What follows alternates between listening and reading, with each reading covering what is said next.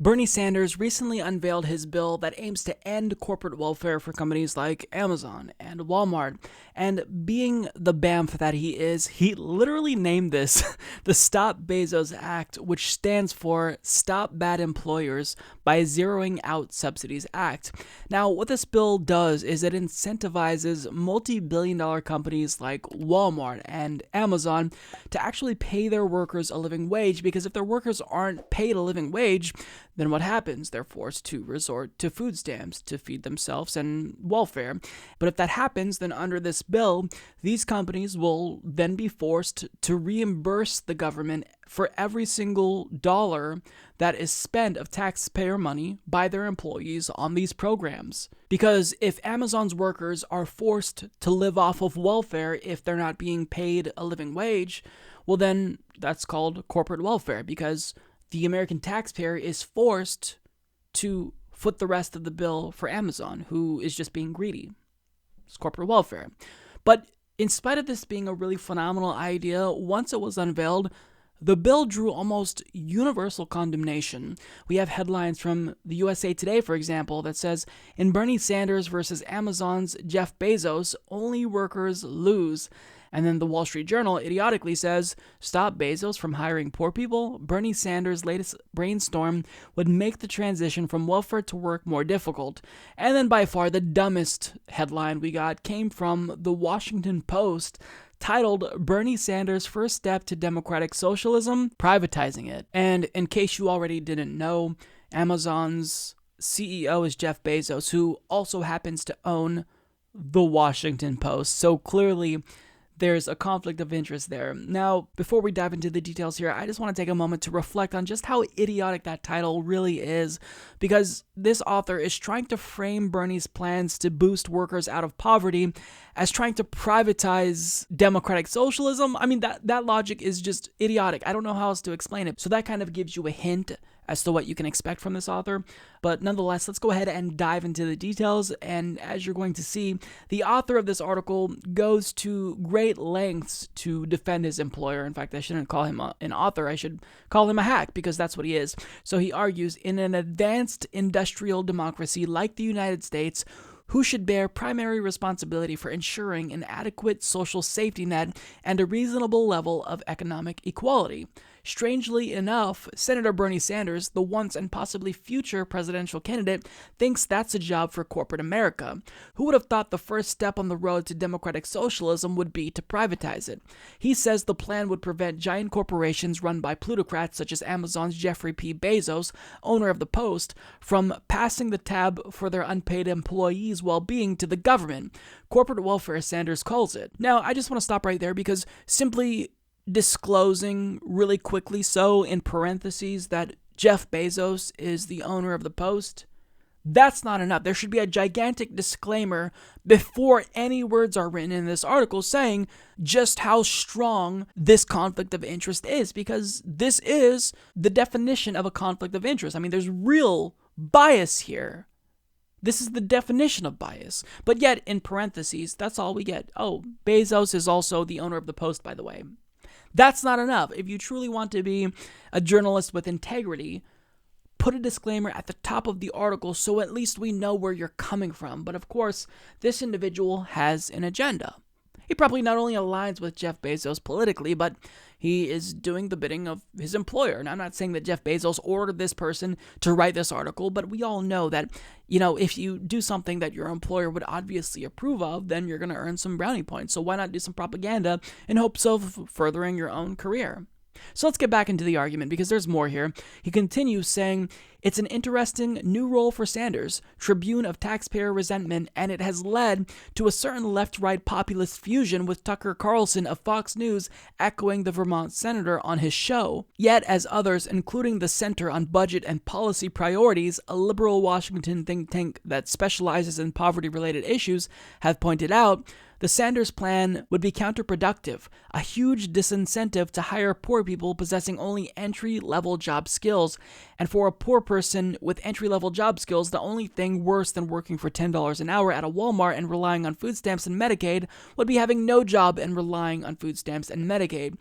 If there's a taxpayer subsidy going to the Walmarts and Amazons of the world, it is also a subsidy to their lower income customers because holding down labor costs enables them to sell goods more cheaply. Sanders wants to outsource even more of the fight against poverty to, well, Bezos. Bezos is good at many things. Did I mention he pays my salary? As a businessman whose shareholders depend on him to meet the demand for low-cost consumer goods, however, he's not well positioned to produce public goods, and equality and a decent safety net like a working court system and national defense are public goods. Public goods are government's forte, and our social policy should reflect that, rather than pile more and more complex rules and regulations on private job creators, as France, to its economic and social detriment, has done. We should use public resources directly to correct for the socially suboptimal results that the private market sometimes produces. So his argument essentially is that all socialism is good, even socialism for large multinational corporations. And understand the reasoning here.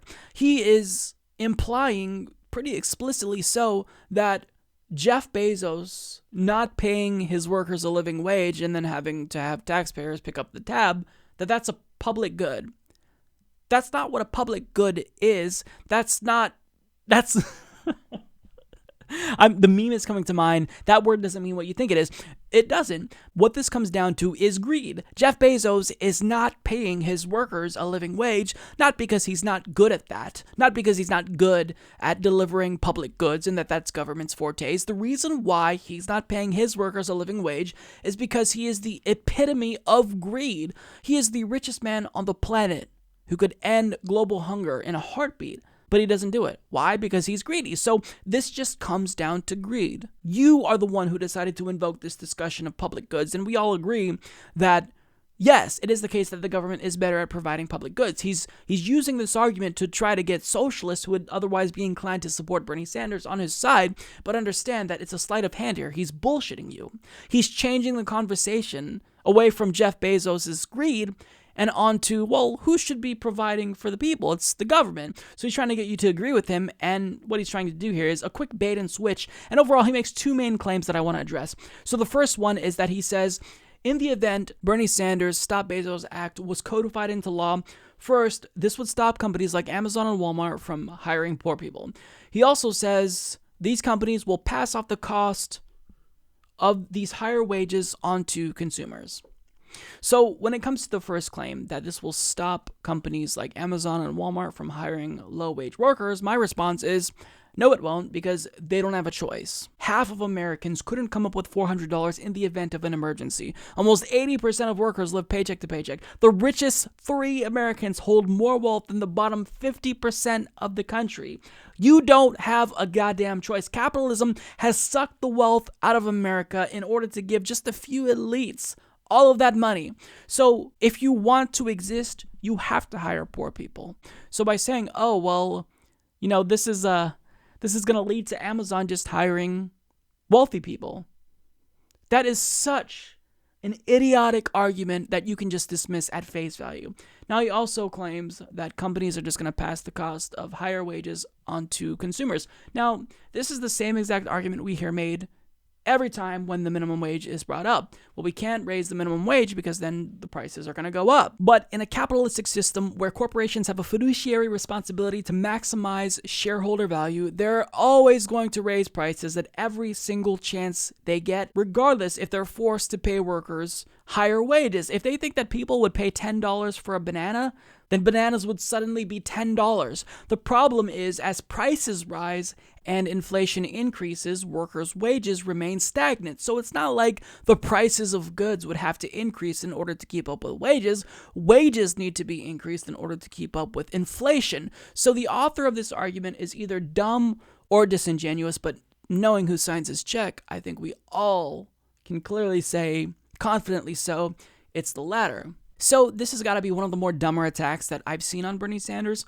And again, as I alluded to at the beginning of this segment, there were more attacks. We saw, USA Today and Wall Street Journal, unsurprisingly, condemning this. But there were other individuals saying, oh, this is going to have the opposite effect of what Bernie Sanders wants, because the cost of goods is just going to increase, and then poor people, they won't be able to get jobs.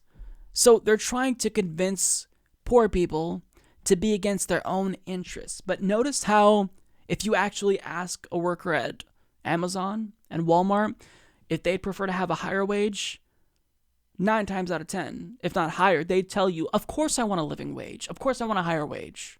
What are we talking about here? This is propaganda. This is the idea that trickle-down economics works, and if you question it, then you're wrong. But no, sorry, that's not the way this works. We all know that we're getting a raw deal. We all know that trickle-down economics is bullshit, and by you trying to make this argument, we know that you're not being a genuine actor here. You're doing it at the behest of your employer because you're a political hack. You should be ashamed of yourself. Support this podcast by becoming a patron at patreon.com/Humanist Report.